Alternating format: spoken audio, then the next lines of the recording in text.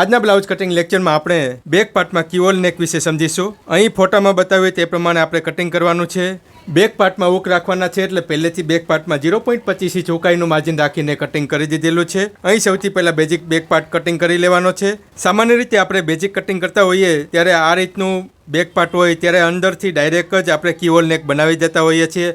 પરંતુ તેમાં પણ ઘણી વખત એવો ઇસ્યુ આવતો હોય છે કે પહેર્યા પછી ગળાની તરફ ખૂબ જ ખોલ આવતો હોય છે, એકદમ ઢીલું બનતું હોય છે અને તમે જે રીતે બેઝિક કટિંગ કરો છો તે પ્રમાણે અમુક કસ્ટમરને બેસી જાય છે, અમુકને નથી બેસતું.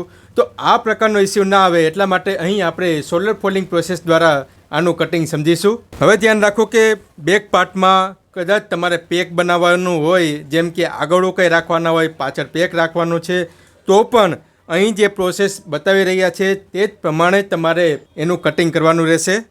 અહીં બેક પાર્ટમાં તમારે ઉપરનું નેક એક્રોસ લાઇન સુધી બનાવવાનું હોય, જેમ કે એક્રોસ લાઇનથી 1 ઇંચ કે 2 ઇંચ ઉપર સુધી બનાવવાનું હોય તો અહીં બેક પાર્ટ નંબર 1 પ્રમાણેની પ્રોસેસ કરવાની રહેશે.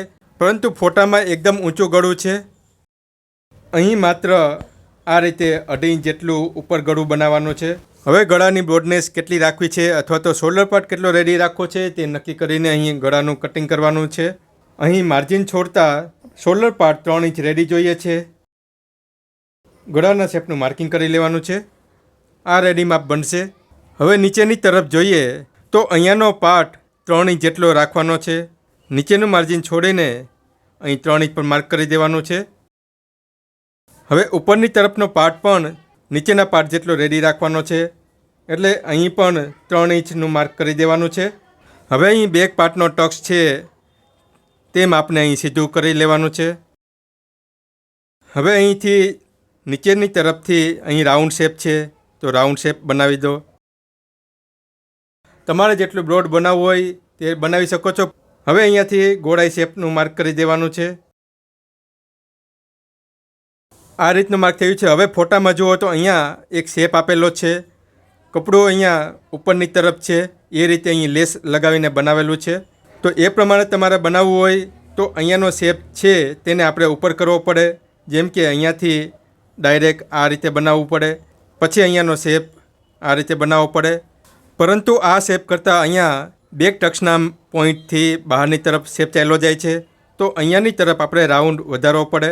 આ નીચેની તરફથી આપણે રાઉન્ડ બનાવીએ અને ઉપરની તરફથી આ રીતે શેપ કરી દઈએ. તો જુઓ, જે રાઉન્ડ અહીંયા બહાર આવતો હતો તે હવે અહીં થોડો જ બહાર જશે. અહીં આપણે શોલ્ડર ફોલ્ડિંગની પ્રોસેસ દ્વારા બનાવવાના છીએ એટલે જો લાવવાની શક્યતા નહીં રહે. આટલી પ્રોસેસ થયા પછી ઉપરનું નેક કટિંગ કરી લઈએ.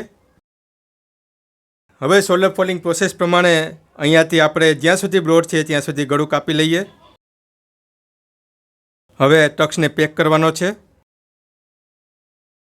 બેક પાર્ટ નંબર 1, 2, 3, 4માં સમજાવ્યું તે રીતે અહીં શોલ્ડર ફોલ્ડિંગની પ્રોસેસ કરવાની છે.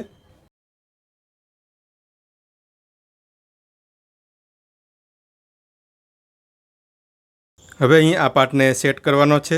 જ્યારે અંદરની તરફ કીહોલ હોય ત્યારે ટક્સ લાગ્યા પછી અપર ચેસ્ટનું માપ પણ બહાર નીકળવા માંગતું હોય છે. કારણ કે અહીં વચ્ચેના પાર્ટમાં જગ્યા છૂટી જતી હોય છે એટલે અહીં કોઈ પણ આધાર નથી રહેતો. એટલા માટે જો આ શોલ્ડર ફોલ્ડિંગની પ્રોસેસ દ્વારા બનાવીશું તો એકદમ પરફેક્ટ ફિટિંગ આવશે. અહીંયાની અપર ચેસ્ટની લાઇન નીચેના ચોથા ભાગના માર્ક પર મળવી જરૂરી છે. એ રીતે અહીંયા સેટ કર્યા પછી આયરન કરી દેવાની છે. અહીં ધ્યાન રાખવું, અહીંયા ટક્સ લગાવતા અહીંયા જે પફ બનેલો છે તેના પર આયરન ક્યારેય નથી કરવાની. હવે અહીંયા બહારની તરફ આટલો પાર્ટ નીકળે છે તો એટલો જ પાર્ટ અહીં અંદરની તરફ હોય છે, એટલે હવે આ કટિંગ માર્ક બનશે અને આ સિલાઈ માર્ક. હવે ઉલટું કરી દઈએ અને જેટલો પાર્ટ બહાર નીકળ્યો છે તેને કટિંગ કરી દઈએ.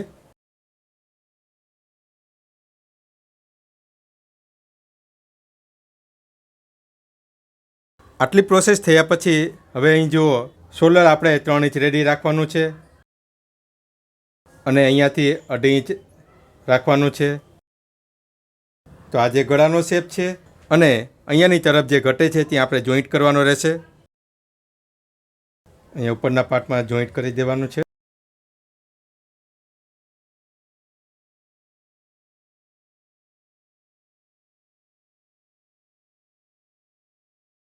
આ રીતે જોઈન્ટ લગાવ્યા પછી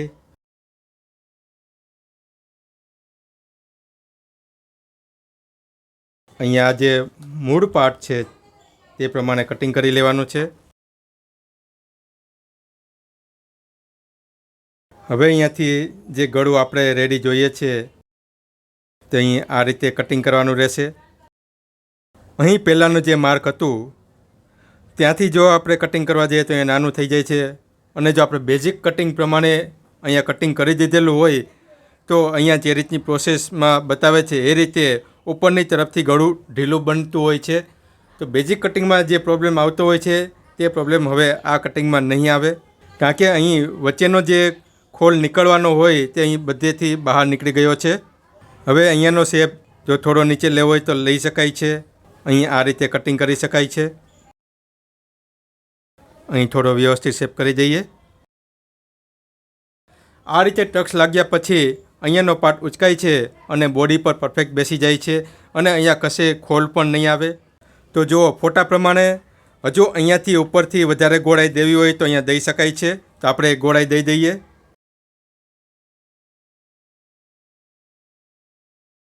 હવે અહીં ફોટામાં છે એ જ પ્રમાણે પહેર્યા પછી લુક દેખાશે. હવે ટક્સને ઓપન કરી દઈએ.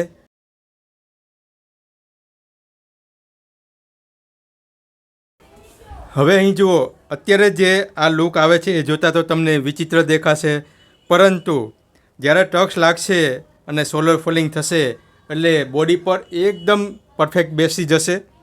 તો અહીં જે બતાવે છે કે મેન કાપડ જે છે તેમાં પણ આપણે અહીં જોઈન્ટ કરવો પડશે.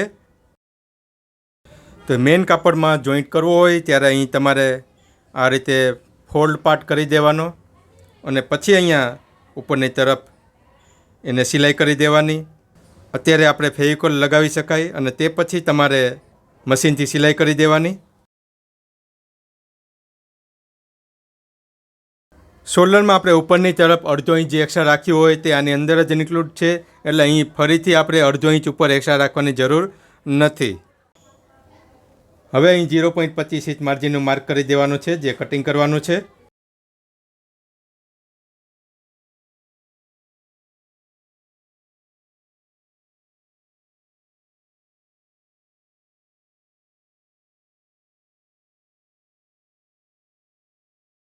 તો અહીં આ રીતે કીહોલ નેકનું ફાઇનલ કટિંગ થઈ જાય છે. અહીંયા જે પ્રોસેસ બતાવી છે તે પ્રોફેશનલ મેથડ છે, પરંતુ આની પહેલાં તમને બેઝિક કટિંગ પ્રમાણે તમે જે કીહોલ બનાવતા હોય તે પ્રમાણે તમારે અનુભવ લેવો જરૂરી છે. જો તમે બેઝિક કટિંગમાં એટલે કે ડાયરેક્ટ બેક પાર્ટમાં ડ્રો કરીને કાપી નાખીએ એ પ્રમાણે તમે બનાવો છો, માની લો કે તમને એમાં 80% ફિટિંગ આવતું હોય, 90% ફિટિંગ આવતું હોય, પરંતુ 10% કસ્ટમરમાં અહીંયા કીહોલ બનાવતા ખોલા પડતા હોય અને એ સમસ્યા દૂર ના થતી હોય, ત્યારે તમે જો આ પ્રોસેસ શીખશો ત્યારે તમને 100% ફિટિંગ આવવાની શરૂઆત થઈ જશે. આ બધા શેપ વિશે આપણે ફાઇનલ એક્સપ્લેન લેક્ચરમાં સમજીશું. તો મળીએ આપણે નવા લેક્ચરમાં નવા ટોપિક સાથે. તમારો આજનો આ દિવસ શુભ રહે. ધન્યવાદ.